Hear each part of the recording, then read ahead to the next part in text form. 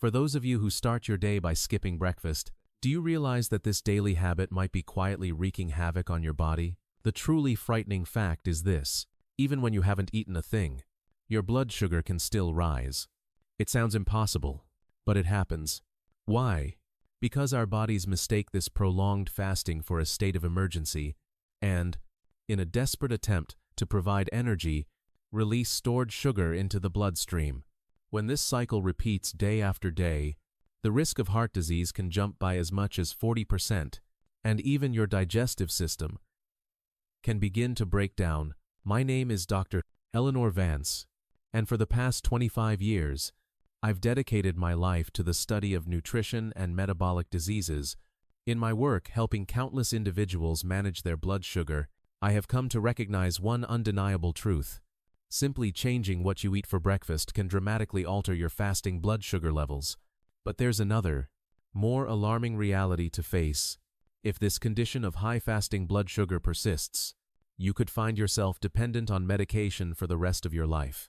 A consistently elevated fasting glucose level exhausts the pancreas, leading to insulin resistance, which is the final, disastrous step on the path to full-blown diabetes. And once you have a diabetes diagnosis, managing your health becomes a relentless, daily battle. But fortunately, there is something you can do, a change you can make right now.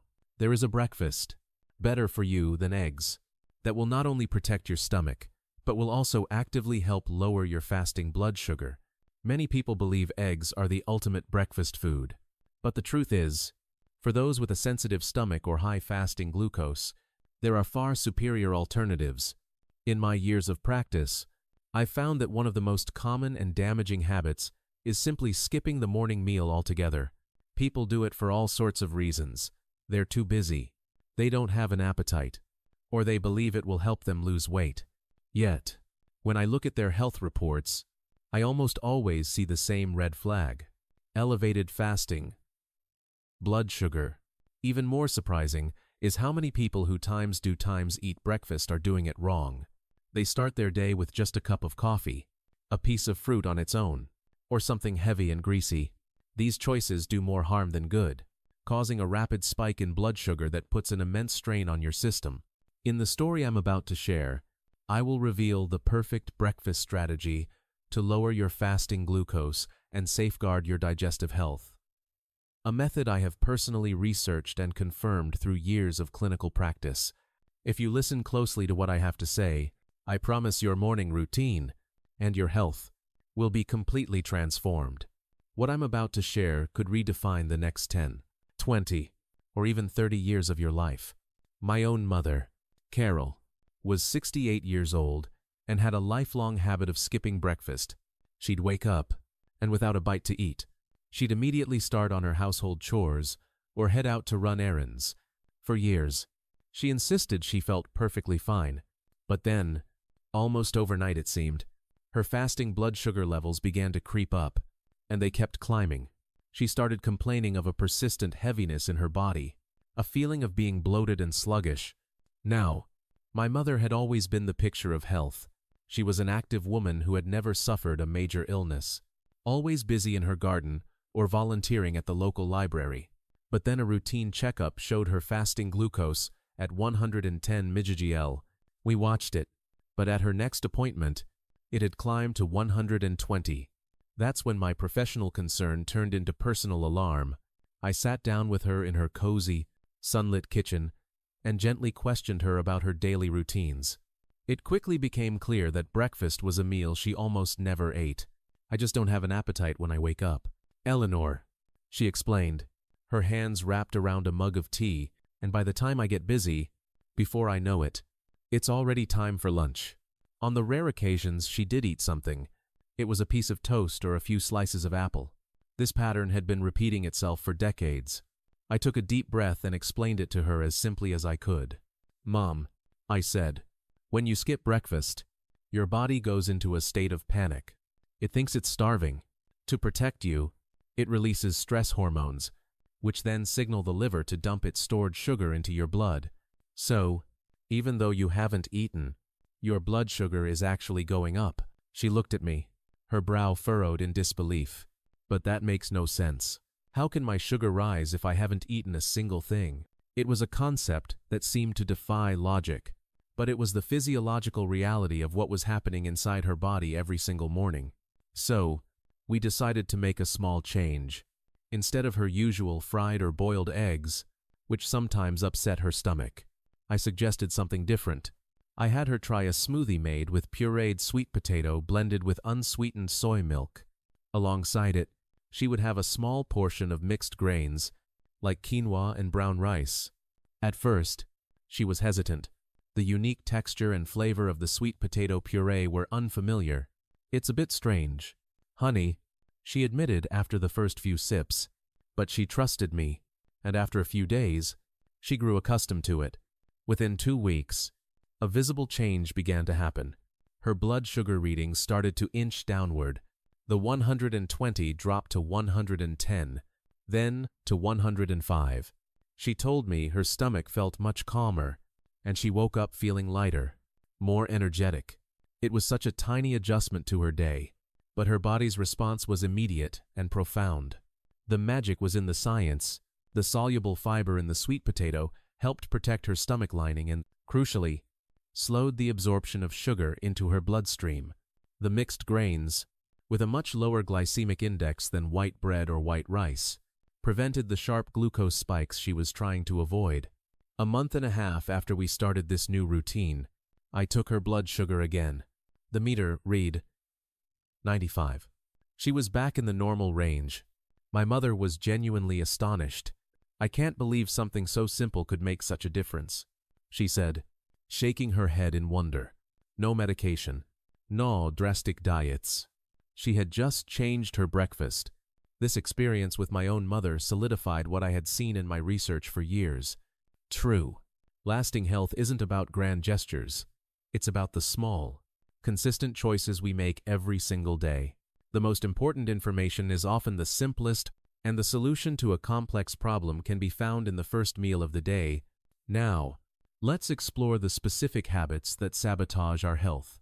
And then, the concrete steps you can take to reclaim it. The changes begin with understanding the risks, and the first dangerous habit begins not in the morning, but the night before. Many of us have a cherished evening ritual, finishing dinner and immediately heading for the couch to lie down and watch television. It feels like a well-deserved reward after a long day. But this habit is the first major offender in raising your fasting blood sugar. When you lie down right after a meal, your stomach can't properly digest the food, which severely impacts blood sugar regulation. Research from a team at Johns Hopkins University revealed that individuals who lie down within 30 minutes of eating are more than twice as likely to suffer from acid reflux, abdominal bloating, and, most importantly, elevated blood sugar levels. Let me tell you about one of my patients, a 72-year-old gentleman named Arthur Jensen. Arthur had a routine that was set in stone. After his 7 p.m. dinner, he would settle into his favorite worn leather recliner in the living room and watch his favorite dramas until he fell asleep. This pattern had been his life for years. Unsurprisingly, his morning fasting glucose was consistently high, hovering between 115 and 120.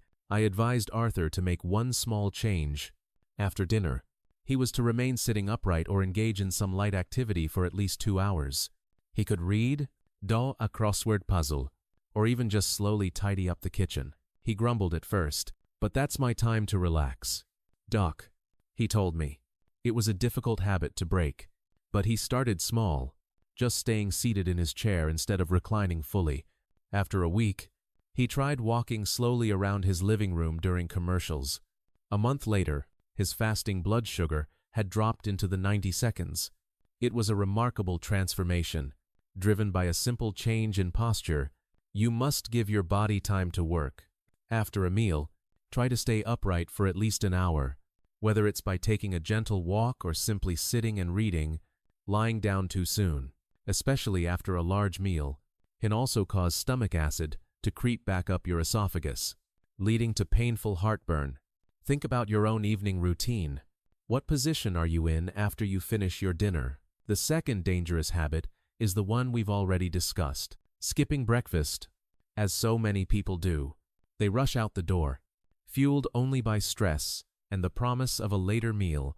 This is incredibly dangerous. Skipping breakfast triggers the release of the stress hormone cortisol, which causes your blood sugar to surge. Your body interprets the lack of food as a crisis. A landmark study from Stanford University's School of Medicine showed a direct link between skipping breakfast and increased fasting glucose and insulin resistance, and developing insulin resistance is like opening the door and inviting diabetes to walk right in. It's a frightening prospect. The case of Frank Miller, a 69-year-old retired contractor, illustrates this perfectly.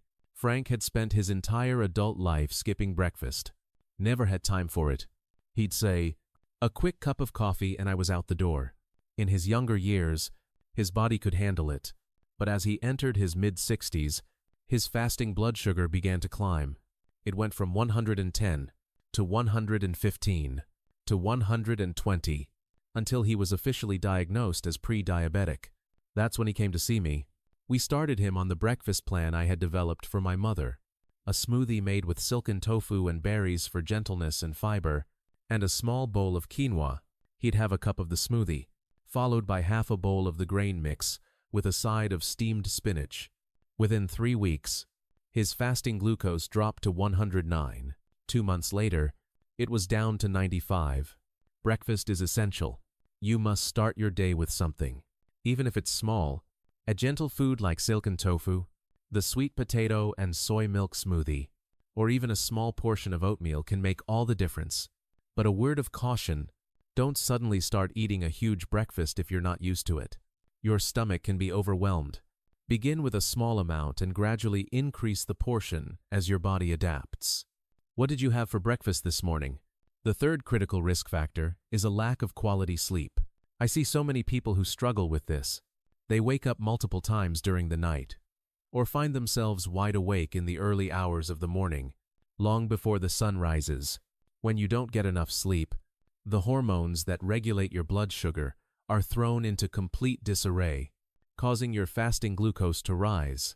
The American Journal of Internal Medicine published a study showing that people who sleep for 6 hours or less per night have fasting blood sugar levels that are ludes, on average, 10 to 15 points higher than those who get adequate rest.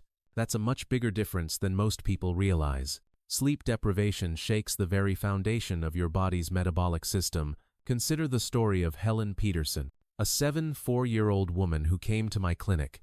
Helen couldn't remember the last time she'd had a full night's sleep. She'd wake up every few hours at 2 a.m., 3 a.m., 4 a.m., tossing and turning, unable to fall back into a deep slumber. She was exhausted when she woke up, and her fasting blood sugar was always near 120. We worked on improving her sleep hygiene. She made a commitment to turn off her cell phone and television after 9 p.m. She kept her bedroom cool and dark, and for an hour before bed, she did some light stretching and read a book. After about 2 months of this new routine, she found she was waking up less frequently during the night. She was finally getting restorative sleep, and just like that, her fasting glucose levels stabilized. You need a consistent sleep schedule. Try to go to bed and wake up at the same time every day. And please, reduce your use of electronic devices.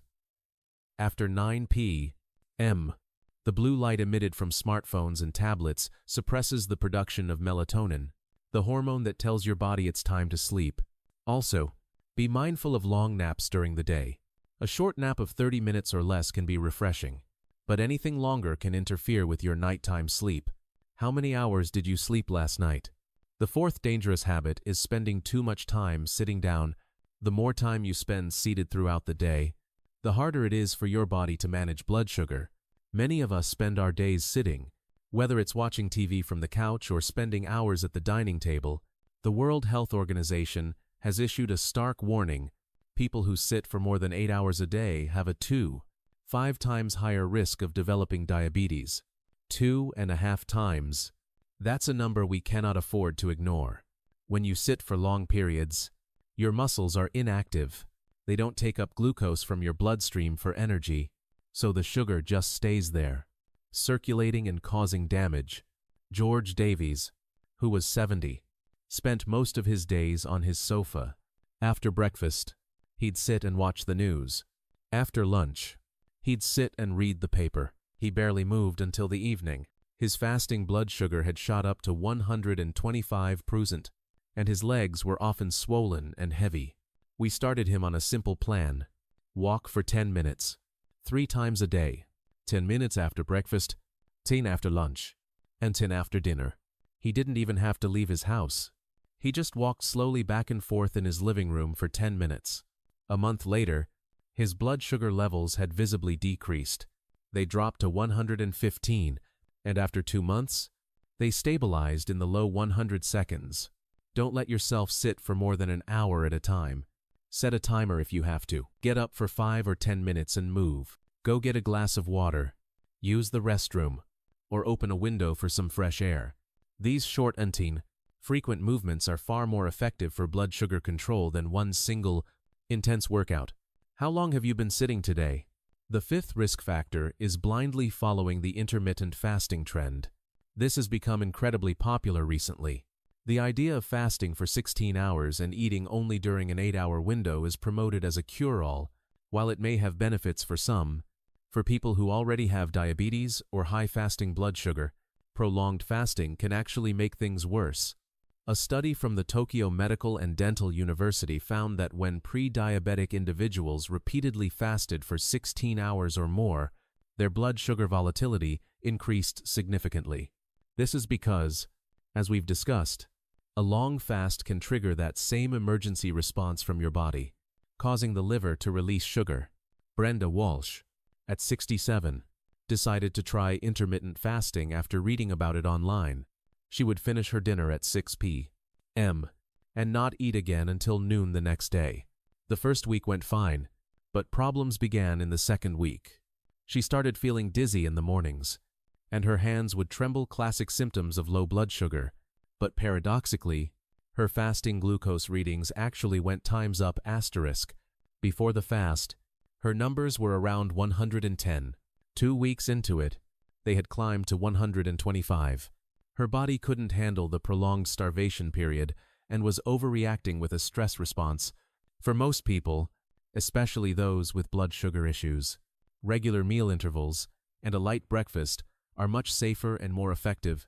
Don't just jump on the latest diet or fasting trend. You have to listen to your own body and understand your specific needs. Are you currently trying any form of fasting or diet modification? There are a couple more things I want to touch on. First, the timing of fruit consumption. Many people believe fruit is healthy, so it can be eaten anytime. But fruit contains a lot of sugar, so when you eat, it matters.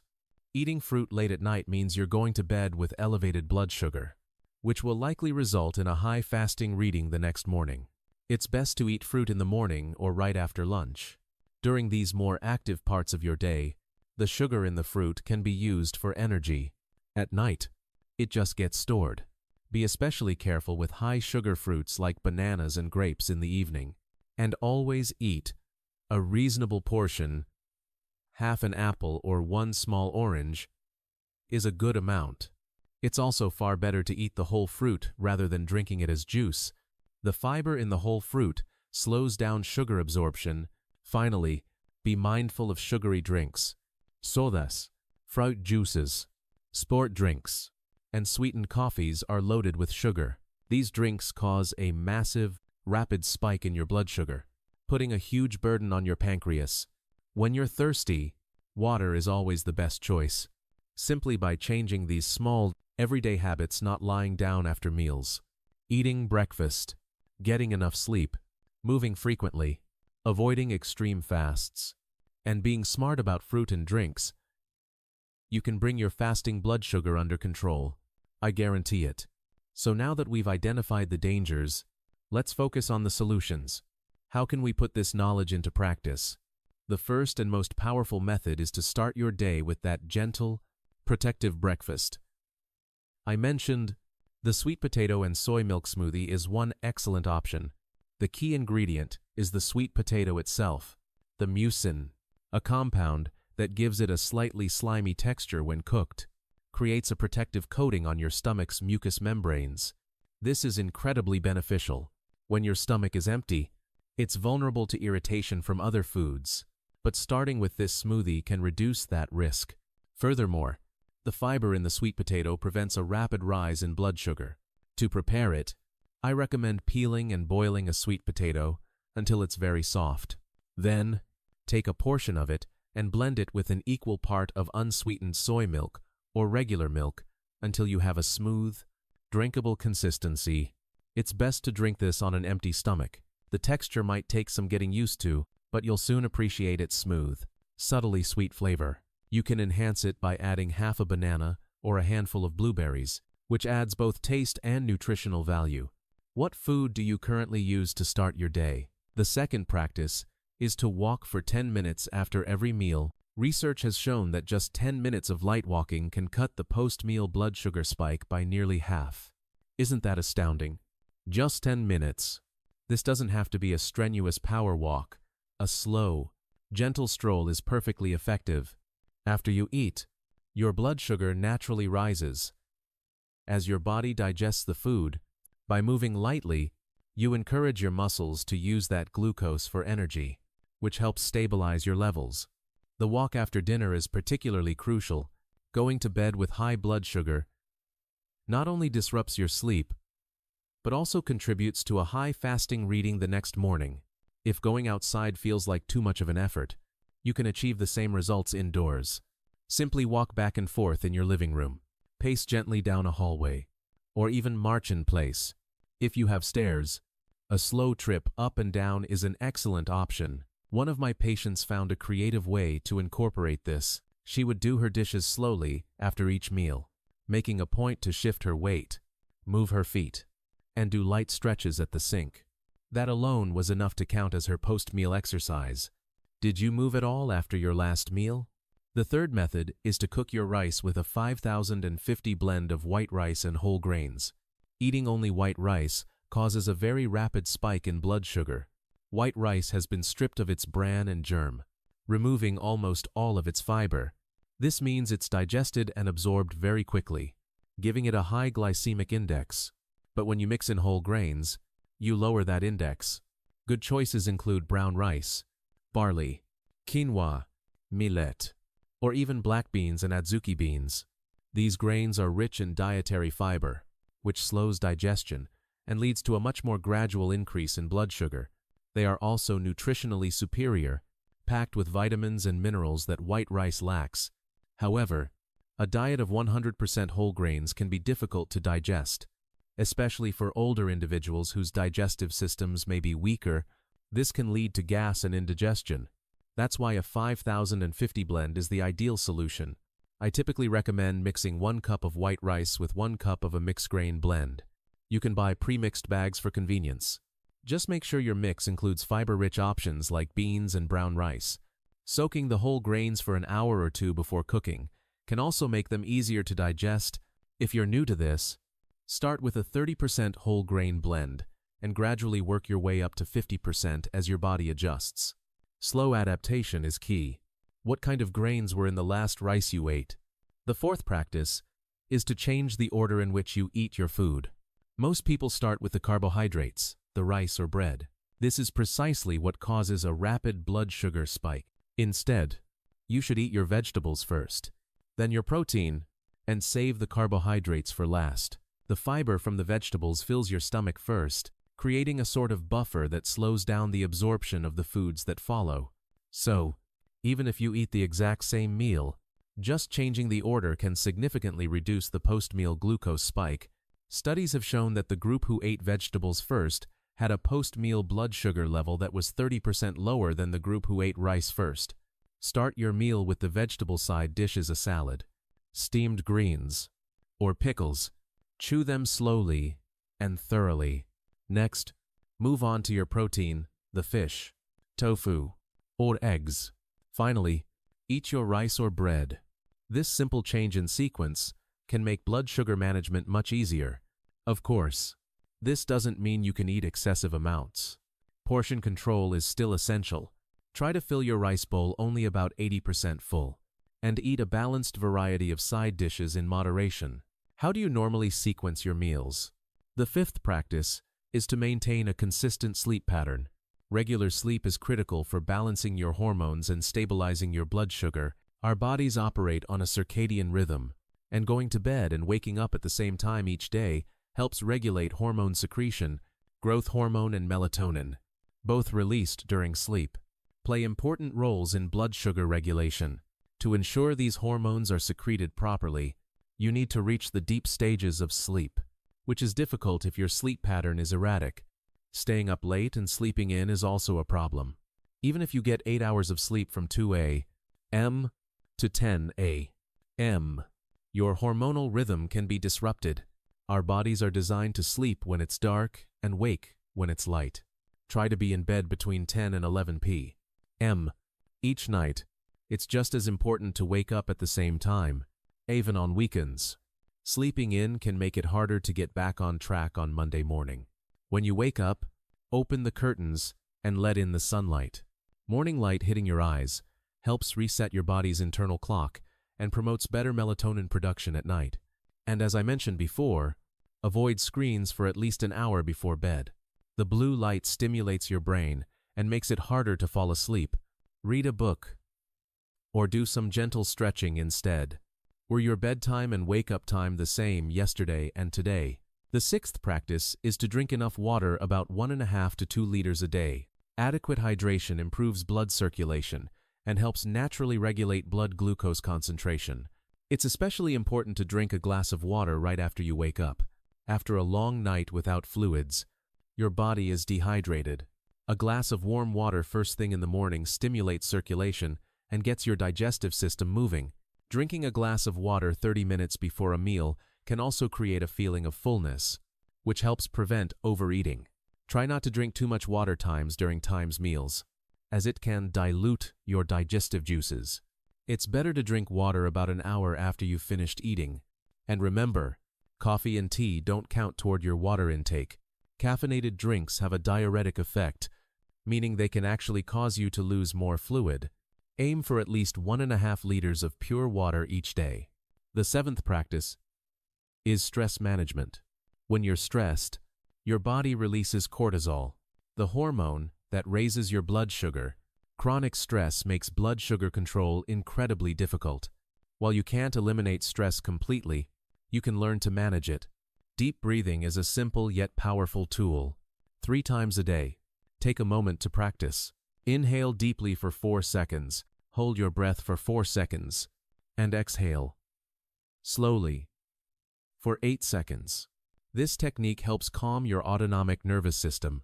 Taking a walk is another excellent stress reliever. A slow walk through a park or along a quiet path can soothe your mind and stabilize your blood sugar. Having a hobby you enjoy, like painting, singing, or gardening, can also reduce stress and trigger the release of happiness hormones. Finally, the 8th practice is to check your blood sugar regularly.